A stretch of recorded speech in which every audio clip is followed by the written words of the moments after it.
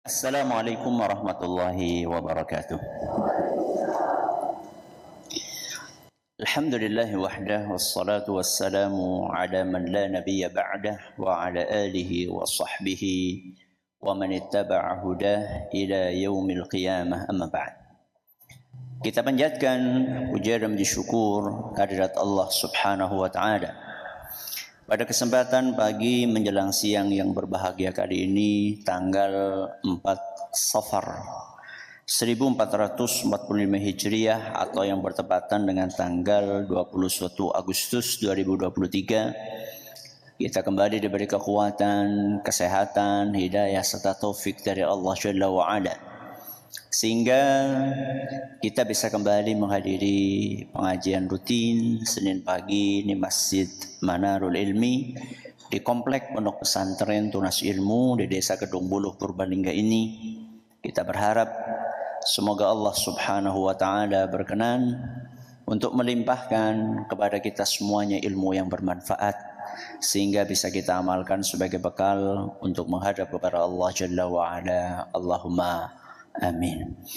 Salawat dan salam semoga senantiasa tercurahkan kepada junjungan kita Nabi Agung Muhammad sallallahu alaihi wasallam, kepada keluarganya, sahabatnya dan umatnya yang setia mengikuti tuntunannya hingga di akhir nanti. Para hadirin dan hadirat sekalian dan juga segenap pendengar serta pemirsa rahimani wa rahimakumullah. Alhamdulillah, kita kembali mengkaji fikih pendidikan anak serial nomor 180, mengangkat tema hindarilah mencela anak. Jenengan pernah nggak marah sama anak? Pernah, Bu? Sering. Ketika marah itu, apalagi emosinya memuncak, kadang-kadang kita nggak bisa mengontrol kata-kata, tidak bisa mengontrol kata-kata.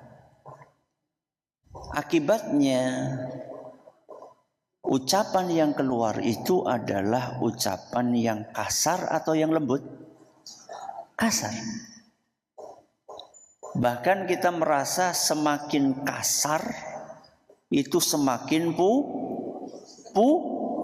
puas. Ini gara-gara terpancing emosi. Padahal sadarkah kita bahwa kata-kata yang kasar itu bisa melukai perasaan anak kita? Dan ketika perasaan anak kita terluka,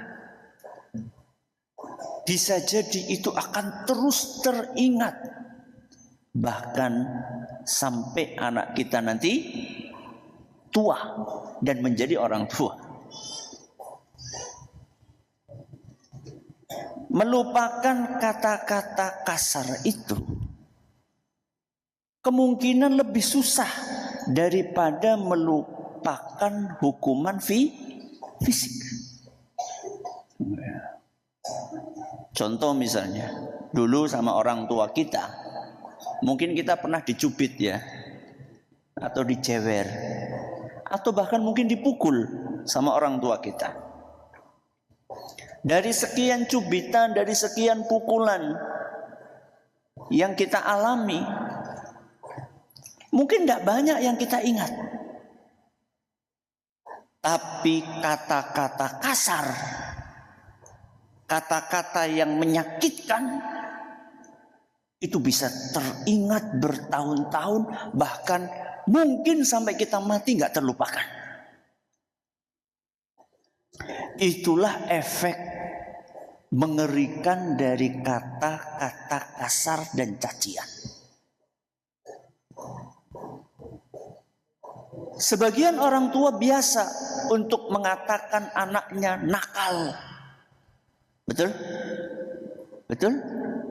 Betul atau tidak? Betul. Siapa jajal sing sok ngata-ngatain anaknya nakal gitu? Siapa Bu? Ngacung. Bahkan maaf, mengatakan anaknya maaf goblok, mengatakan anaknya bodoh, dan kata-kata kasar lainnya. Karena itu sering terucap dalam sehari, bisa berkali-kali, sehingga dalam setahun kata-kata kasar tadi didengar oleh anak ratusan kali.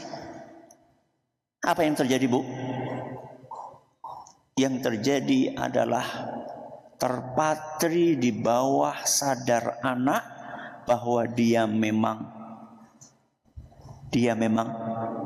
nakal, dia memang bodoh, dia memang seperti kata-kata kasar yang diucapkan oleh orang tuanya. Dan yang lebih mengerikan, Bapak Ibu yang kami hormati, bisa jadi kata-kata kasar dan cacian itu menjadi doa. Menjadi doa yang dikabulkan oleh Allah Subhanahu wa ta'ala. Pas lagi mengucapkan kata-kata tersebut, ngepasi waktu yang mustajab. Contoh Ustaz, waktu yang mustajab ketika hujan. Berarti kalau musim hujan itu harus hati-hati.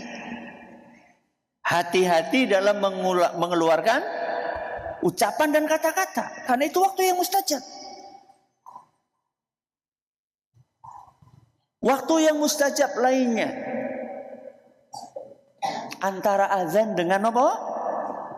Iqamah. Kita membangunkan anak kita supaya sholat.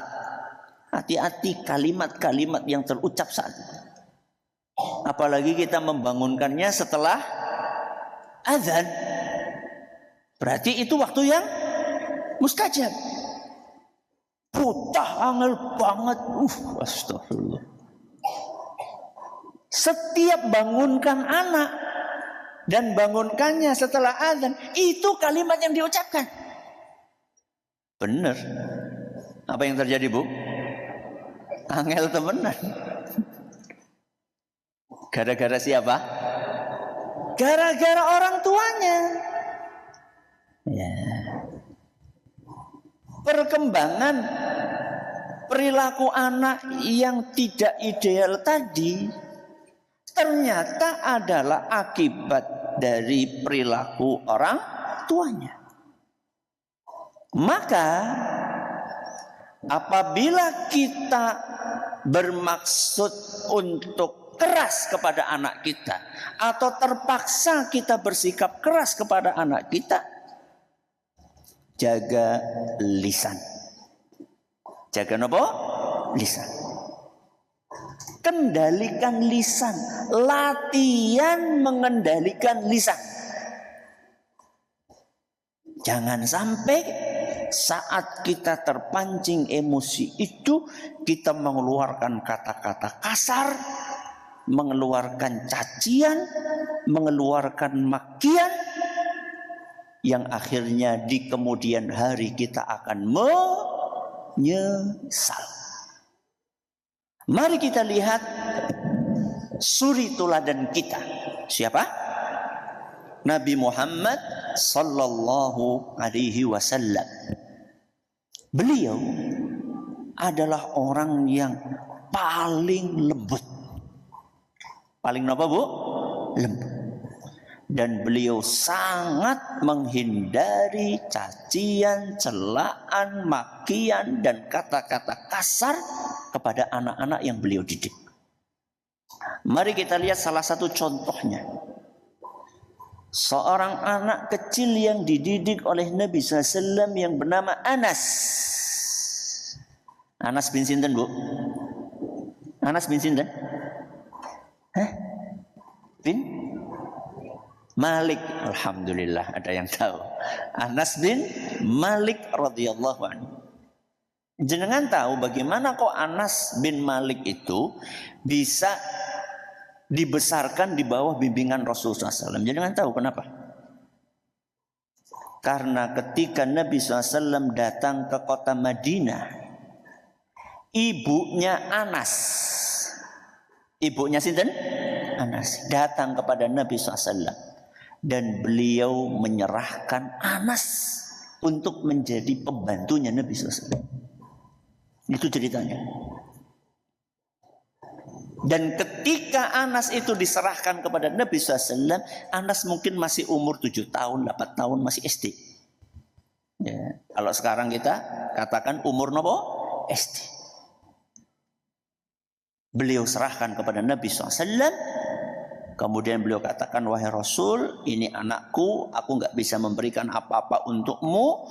Aku berikan anakku supaya melayanimu, wahai Rasul SAW. Dan betul, beliau Anas bin Malik melayani Nabi SAW selama sekitar 10 tahun. Berapa tahun, Bu? 10 tahun. Dan selama 10 tahun itu Anas bukan hanya melayani Nabi SAW, tapi juga beliau menyerap ilmu yang sangat banyak dari Nabi SAW. Sehingga hasilnya ribuan hadis beliau hafal dari lisan Nabi kita Muhammad SAW. Ya. Dan yang menakjubkan apa? Kita akan lihat bagaimana pengalaman Anas melayani Nabi SAW. Apa kata beliau?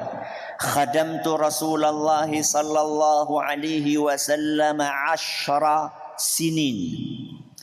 Aku menjadi pembantu Nabi sallallahu alaihi wasallam melayani keperluan beliau selama berapa tadi? 10 tahun. Lihat. Wallahi ma qala li uffan qat. Demi Allah, sampai bersumpah nggih. Kata Anas, demi Allah, selama 10 tahun itu saya tidak pernah mendengar Nabi SAW mengucapkan hus kepadaku. Apa, Bu? Hus. Nun sewu nggih. Hus kalih nakal, goblok, bodoh, itu lebih kasar mana? Lebih kasar mana? Hus apa bodoh, apa goblok, atau nakal? Lebih kasar mana? Kalimat-kalimat tadi. Hus saja nggak pernah, bayangkan. Jenengan sekarang mendidik anak sudah berapa tahun, Bu? Coba, kita nggak nanya 10 tahun ya. Selama seminggu ini, ya, ini hari apa? Hari Senin. Berarti mulai dari Senin pekan kemarin sampai Senin hari ini. Jenengan pernah nggak mengucapkan kata-kata kasar kepada anak yang jenengan? Seminggu ini, seminggu. Oh, udah ndak ada anaknya. Putune. Ya, bisa dimbah sih ya. Ya. Putune bae. Ya udah, enggak usah putu, anak tetangga sudah. Ya, atau pembantu atau anaknya pembantu. Anas ini anak kandung Rasul SAW atau bukan? Bukan, pembantu. Biasanya majikan sama pembantu itu ya, mengucapkan kata-kata kasar atau tidak? Biasanya iya, umumnya majikan seperti itu. Ada yang enggak, tapi umumnya seperti itu. Bayangkan 10 tahun. Allahu Akbar. 360 hari kali berapa? 10. Berarti berapa hari itu? 3.600 hari. Betul ya? 3.600 hari. Kita baru 7 hari saja. Sudah berapa kalimat-kalimat tidak baik yang kita ucapkan kepada anak kita. Kemudian apa lagi kata Anas? Wala qala li syai'in lima fa'alta kadza wa halla fa'alta kadza.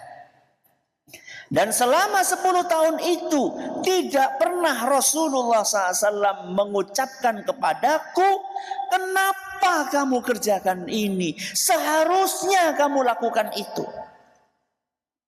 Kenapa kamu kerjakan ini? Seharusnya kamu lakukan itu. Memarahi Anas tidak pernah Nabi SAW.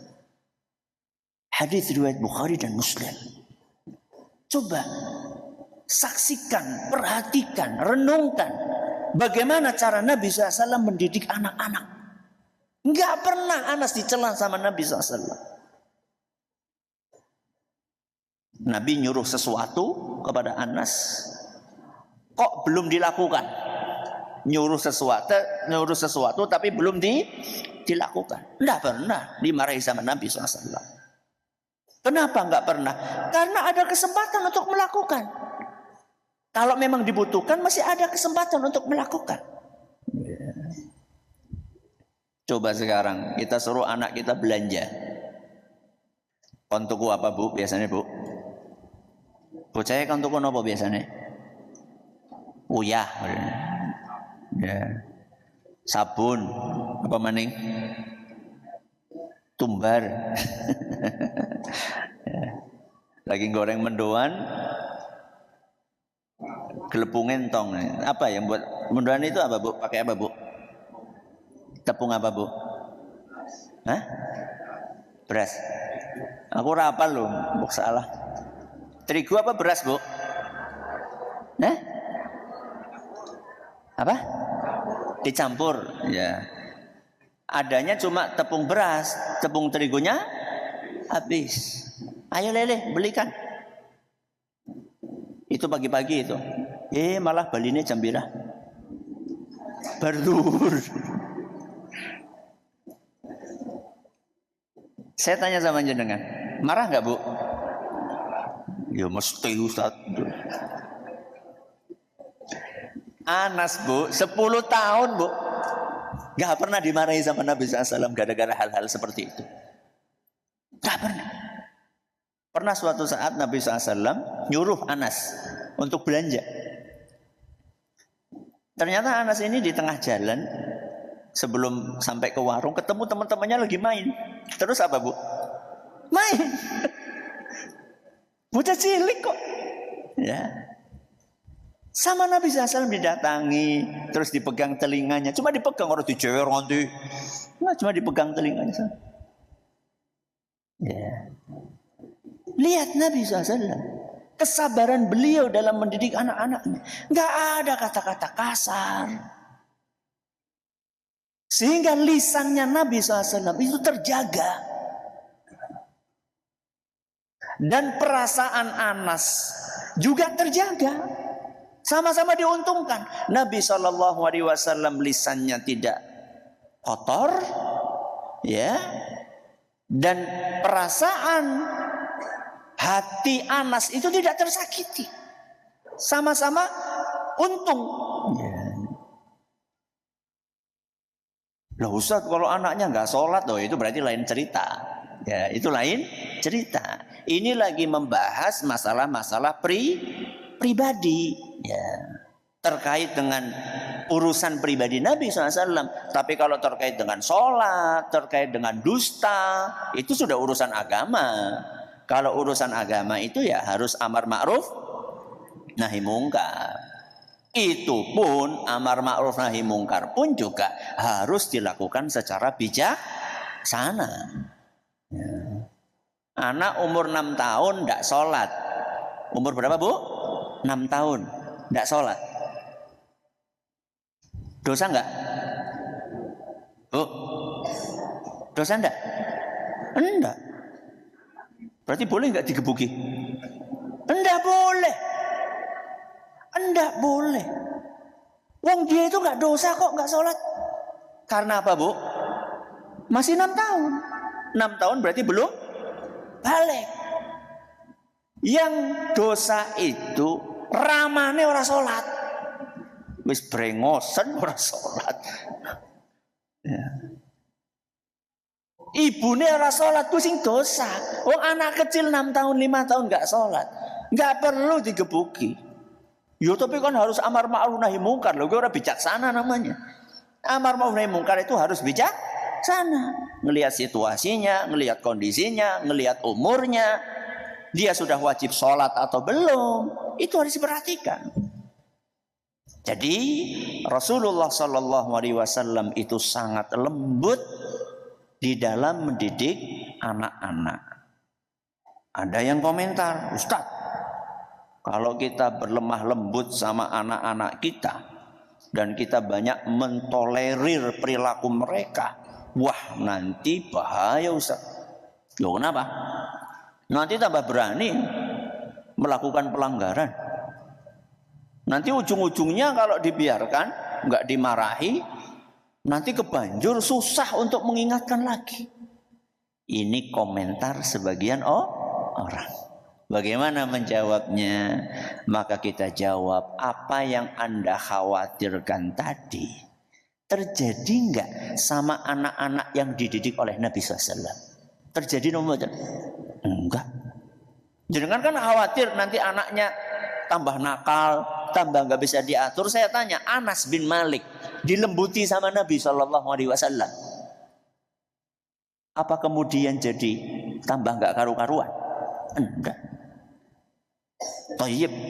Selain Anas bin Malik siapa lagi coba? Ibnu Abbas, Zaid bin Harithah, anaknya Zaid. Sinten anaknya Zaid bu? Usama bin Zaid. Putra-putranya Ja'far bin Abi Thalib setelah Ja'far bin Abi Thalib meninggal dunia dalam peperangan. Yang mendidik siapa? Rasulullah SAW. Dan masih banyak anak-anak kecil lainnya di zaman Nabi SAW yang dididik oleh Rasul SAW dengan kelemah lembutan. Apakah mereka menjadi-jadi atau malah jadi tambah baik? Tambah baik. Ya. Iya Ustadz, itu kan anak-anak di zaman Nabi. Beda dengan anak iku lolan jenengan. Beda dengan anak-anak di zaman ini Ustadz. Loh, jenengan tahu nggak? Yang dihadapi oleh Nabi SAW di zaman itu hanya anak-anak yang baik saja atau juga anak-anak nakal? Saya tanya sama jenengan Bu, Pak, yang dihadapi oleh Nabi SAW di zaman itu hanya anak-anak yang nurut atau juga anak-anak yang nakal? Anak-anak nakal juga dihadapi oleh Nabi SAW. Gak cuma anak-anak yang baik saja. Nuzeu, pemabok, tukang mabok di zaman Nabi ada atau tidak? Ada. Ahli maksiat di zaman Nabi ada atau tidak? Ada. Pezina di zaman Nabi ada atau tidak? Ada. Orang kafir juga ada di zaman Nabi SAW. Nun sewu, orang yang kencing, maaf, buang air kecil di dalam masjid, wonten apa mboten? Ada. Bukan di toilet loh. Ada orang masuk masjid, mojok udur-udur. Mojok udur-udur. Ada di zaman Nabi SAW. Jadi yang dihadapi oleh Nabi SAW itu bukan hanya anak-anak yang baik saja, termasuk yang gak benar juga dihadapi oleh Nabi SAW. Dan itu oleh beliau disikapi dengan sikap yang lembut, gak ada kata-kata kasar, gak ada caci makian. Dan apa hasilnya? Hasilnya mereka sadar dan kembali ke jalan yang benar. Jadi gak alasan. Beda, enggak, di zaman Nabi juga ada anak yang seperti itu. Berarti sebenarnya apa sih masalah kita Ustaz? Masalah kita rata-rata kita ini punya sifat ketergesa-gesaan. Pengennya kita itu seperti membalik tangan. Bocah diomongi siki, kudu manut siki. Itu penyakit kita. Termasuk si ngomong. Ya orang kurang jenengan toh, termasuk saya. Kita itu punya sifat ketergesa-gesaan. Segala sesuatunya pengen instan. Karena kebiasaannya makan apa? Mie instan. Ngopi instan. Akhirnya dikira mendidik anak juga instan. Nggak bisa.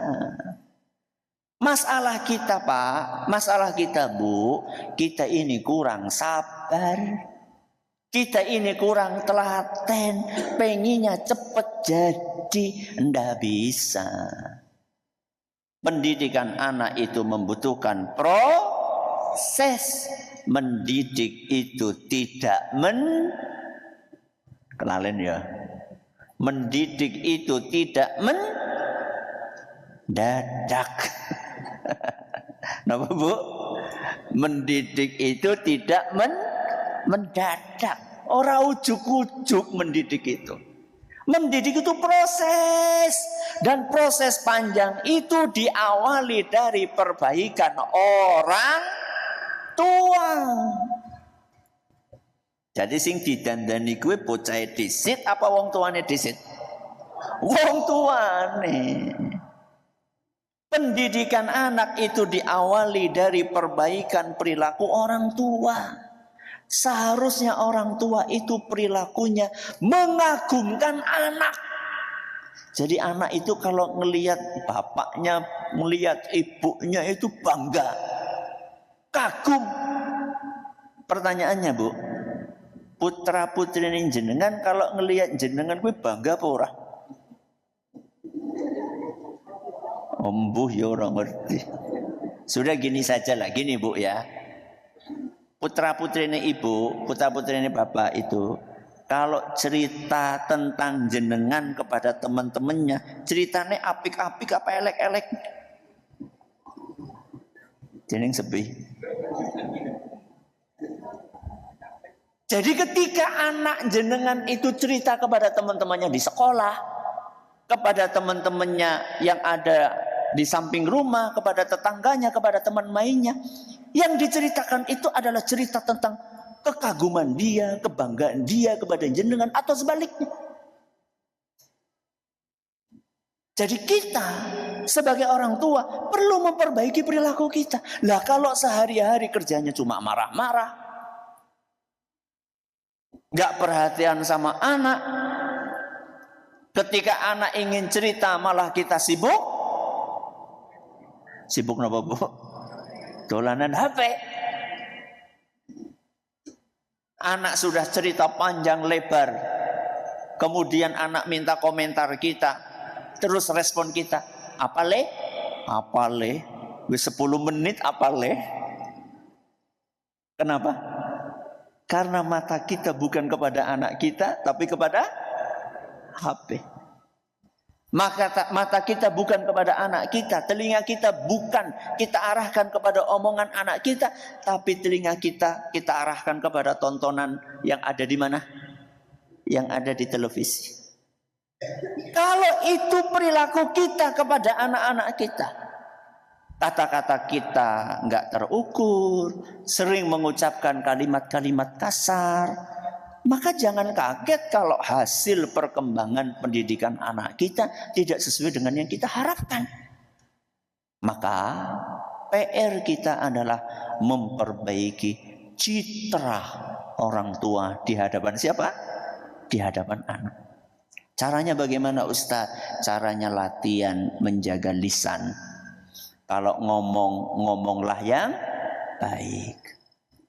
Kita nyuruh anak kita untuk sholat, berarti orang tuanya harus nyontoni sholat. Kita pengen anak kita enggak kecanduan HP, maka orang tuanya juga harus nyontoni enggak kecanduan HP. Terus kalau sudah seperti itu apa Ustadz? Kalau sudah seperti itu, omongan orang tua akan berbobot. Akan apa? Berbobot. berbobot. Gue maksudnya apa Ustaz? Maksudnya begitu omongan itu diucapkan, dengan izin Allah Azza wa Jalla akan masuk ke dalam hati anak kita. Bukan masuk telinga kanan, keluar telinga kanan. Urung sempat apa? Urung sempat melepuh. Ya, belum sempat masuk sudah keluar duluan. Kenapa? Karena omongannya nggak berbobot. Jar, oni ngajar tok ra gelem. Nah, ayo le ngaji, ayo le murojaah. Ramane karo biyunge, kapean bae. Itu jargone gue jenenge. Ya. Jadi omongan orang tua itu akan berbobot ketika perilaku orang tuanya baik. Karena omongan akan semakin berbobot tergantung siapa yang mengucapkan. Makanya Nabi SAW, nasihat-nasihat yang beliau ucapkan itu dahsyat. Satu kalimat beliau ucapkan, diingat sama yang dinasihati seumur hidup. Itu kan dahsyat gue. Coba, saya sama jenengan itu kalau ngomong sama anak kita berapa kali, Bu? Wah, pingkopang kaping. Ya. Kenapa? Karena perilaku kita belum ideal. Maka Bapak Ibu yang kami hormati, ayo kita perbaiki perilaku kita. Kita jaga lisan kita, sehingga apa yang kita lakukan dan apa yang kita ucapkan selalu baik-baik. Kalau apa yang kita ucapkan dan apa yang kita lakukan baik-baik, insya Allah nasihat-nasihat yang kita sampaikan kepada anak kita akan masuk ke dalam hati mereka. Mudah-mudahan kita dibimbing oleh Allah Azza wa Jalla untuk bisa menjadi orang tua ideal. Allahumma amin. Masih sisa 1/4 jam. Silahkan kalau ada pertanyaan. Baik, terima kasih Ustaz. Jazakumullah khairan atas materi yang disampaikan. Kami bacakan pertanyaan pertama datang dari pendengar Radio Insan yang ada di Cilongok. Assalamualaikum warahmatullahi wabarakatuh. Waalaikumsalam warahmatullahi wabarakatuh. Ustadz, anak saya yang pertama ketika kecil sering membuat jengkel. Saya pernah marah dan beberapa kali menjewer dan mengucapkan kata-kata yang mungkin melukainya. Itu karena ketidaktahuan saya tentang pendidikan anak. Sekarang dia sudah jadi orang tua. Dan apa yang harus saya lakukan? Kalau ingat itu saya menangis karena menyesal sekali. Terima kasih. Jazakumullah khairan. Terima kasih atas pertanyaannya. Mungkin ini mewakili banyak orang tua. Yang mesti dilakukan adalah minta maaf. Gak cukup hanya istighfar, gak cukup. Kenapa? Karena ini dosa terkait dengan sesama Bani Adam. Kalau dosa hanya terkait dalam tanda kutip dengan Allah saja, itu cukup istighfar, cukup taubat kepada Allah. Tapi kalau sudah hubungannya dengan orang lain, bapak kepada anak, anak kepada bapak, suami kepada istri, istri kepada suami, kita kepada tetangga, kita kepada teman kerja, kita kepada teman main, berarti sudah ada hubungannya dengan orang lain, maka harus minta maaf. Malu nggak Bu minta maaf? Gengsi nggak minta maaf? Penyakit. Gengsi dan malu minta maaf itu penyakit. Jangan mau kita terkungkung penyakit. Jenengan sudah menyesal, itu sudah baik. Itu adalah langkah awal. Menyesali perbuatan buruk itu adalah langkah awal untuk memperbaiki diri. Langkah berikutnya adalah jenengan minta maaf kepada anak, terus terang saja kepada anak. Dulu bapak, ibu belum banyak belajar seperti sekarang. Ya, dulu bapak ibu banyak melakukan kesalahan. Biasanya kalau anaknya baik, itu malah akan mengatakan sami-sami gitu ya. Saya juga banyak salahnya. Itu kalau anaknya baik. Kalau ternyata anaknya nggak baik, ya jenengan yang sabar. Kalau ternyata kemudian anak-anak itu malah mengucapkan kata-kata yang menyakitkan, Ya paling ora skore jadi siji-siji. Ya, jadi jangan marah-marah. Kalau jenengan kemudian keluar kata-kata dari anak jenengan yang nggak enak, sabar. Ya, sabar. Begitulah kira-kira perasaan anak kita saat itu ketika kita ucapkan kata-kata yang tidak mengenakan. Sabar. Minta maaf lagi, didoakan supaya dia mau memberikan maaf kepada orang tuanya. Ya, silakan. Baik, terima kasih jazakumullah khairan. Pertanyaan berikutnya. Ustadz, bagaimana hukumnya seorang wanita bepergian tanpa mahram semisal untuk pergi umroh ke tanah suci? Karena ada atasan yang memerintahkan karyawannya perempuan ini Ustadz untuk berangkat umroh Ustadz. Sementara sudah dijelaskan larangan bepergian tanpa mahram. Hukum asalnya wanita itu tidak boleh bepergian jauh kecuali dengan siapa? Mahram. Kata Nabi SAW, la tahillu limra'atin tu'minu billahi wal yawmil akhir an tusafira illa wa ma'aha dhu mahram. Tidak halal. Apa kata Rasul? Tidak halal. Berarti apa? Haram. Tidak halal bagi seorang wanita yang beriman kepada Allah dan Rasulnya bepergian jauh kecuali bersama mahramnya. Ketika Nabi SAW membuat aturan itu untuk kebaikan siapa? Jangan sepi. Untuk kebaikan siapa? Untuk kebaikan wanita tersebut.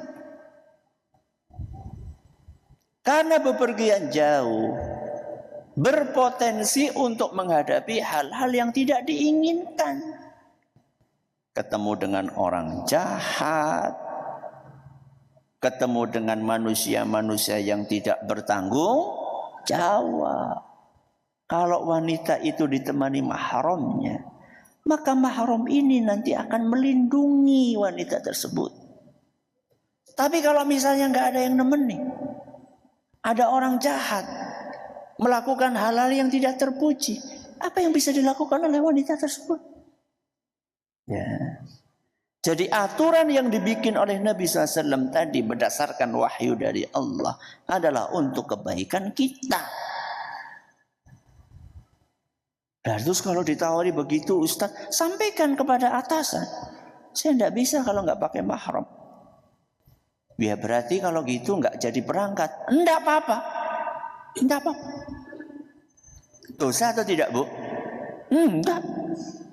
Sebagian ulama mengatakan, kalau ada seorang wanita punya harta untuk berangkat haji atau umroh, tapi tidak ada mahramnya, berarti dia belum terkena kewajiban untuk berangkat haji atau umroh. Karena dia nggak punya apa, Bu? Mahram. Kalau sampai meninggalnya, ternyata dia nggak bisa berangkat haji atau umroh gara-gara nggak ada mahramnya, dosa atau tidak? Tidak. Wong tidak mampu kok. Walillahi 'alan nasi hijjul baiti man istata'a ilaihi sabila. Wajib berangkat haji bagi yang mampu. Loh ini nggak mampu kok. Berarti nggak wajib. Ya, sampaikan saja seperti itu kepada atasannya dengan cara yang baik. Dengan cara yang baik. Allah akan ganti kok. Barang siapa yang meninggalkan sesuatu karena Allah, maka Allah akan berikan ganti yang lebih baik. Kapan Ustadz? Ya terserah Allah. Timingnya itu, waktunya itu terserah Allah, bukan terserah kita. Dan timing yang terbaik itu adalah timing yang diberikan oleh Allah. Waktu yang terbaik adalah waktu yang diberikan oleh Allah, bukan sesuai dengan apa yang kita inginkan. Ya, silakan. Baik, terima kasih jazakumullah khairan. Pertanyaan berikutnya Ustadz masih di luar tema. Ustadz, jika ada seorang wanita, manakah yang harus diprioritaskan? Apabila di saat bersamaan seperti sekarang ada kajian yang ilmunya dibutuhkan untuk mendidik anak, kemudian ada keperluan untuk menjadi tim jenazah yang memberikan sosialisasi kepada tim ibu-ibu. Mohon penjelasannya Ustaz.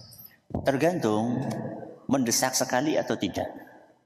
Mendesak sekali atau tidak terkait dengan pelatihan tadi. Kaidahnya adalah kalau bisa dikerjakan semuanya itu lebih baik. Misal, pelatihan jenazahnya dilakukan sebelum pengajian. Kasih sehingga bisa selesai sebelum pengajian. Atau dilakukannya setelah pengajian. Jadi diatur waktunya kalau bisa seperti itu. Kalau nggak bisa dikompromikan, waktunya terpaksa harus bersamaan, ya, dan pelatihan jenazah itu mendesak, alhamdulillah pengajian seperti yang kita dengarkan hari ini rekamannya ada. Kenapa? Rekamannya ada, videonya ada, audionya ada. Tinggal kita menyempatkan waktu untuk mendengarkan rekamannya. Loh, sekarang pengajian saya kan di YouTube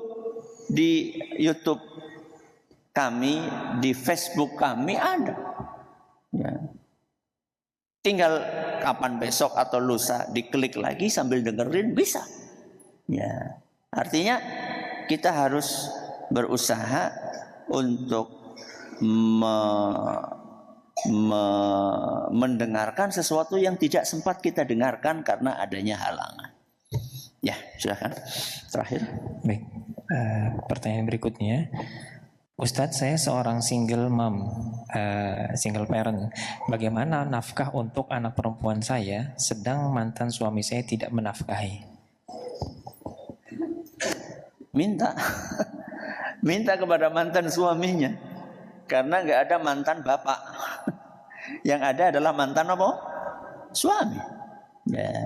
Minta kepada suami, mantan suami untuk menafkahi anak. Dia kan sudah minta, kemudian dia tetap tidak mau menunaikan tugasnya. Ya, berusaha semampunya, bekerja semampunya. Kalau memang masih bisa berumah tangga lagi, maka berumah tangga. Kalau memang sudah tidak bisa lagi, maka mau tidak mau harus bekerja. Ya, harus bekerja karena anak itu sekarang di bawah asuhan Anda. Ya. Kecuali kalau anak itu bukan di bawah asuhan Anda, mau tidak mau Anda tertuntut ya untuk mencari pekerjaan, dan tentunya ketika wanita bekerja banyak syarat-syarat yang harus diperhatikan. Jangan sampai pekerjaan itu berada di tempat yang campur baur antara laki-laki dengan apa? Perempuan. Jangan sampai di situ terbuka auratnya. Pekerjaannya juga harus yang halal. Alhamdulillah sekarang ini kita banyak dimudahkan oleh Allah Azza wa Jalla dengan sarana teknologi. Coba sekarang banyak sekali kan ibu-ibu yang jualan online kan. Ya, coba lihat statusnya ibu-ibu. Isinya tutulan tok. Tutulan kelambi, tutulan apa? Panganan, tutulan buku. Ya. Artinya kita di rumah bisa mencari uang. Ya, bisa mencari uang. Tanpa harus kita keluar dari rumah kita tanpa keperluan yang mendesak. Ini yang bisa kita pelajari pada kesempatan kali ini. Semoga apa yang kita pelajari bermanfaat bagi kita semuanya. Terima kasih atas perhatiannya. Mohon maaf atas segala kekurangannya. Kita akhiri dengan doa kafaratul majlis. Subhanakallahumma wa bihamdika asyhadu an la ilaha illa anta astaghfiruka wa atubu ilaik. Wassalamualaikum warahmatullahi wabarakatuh.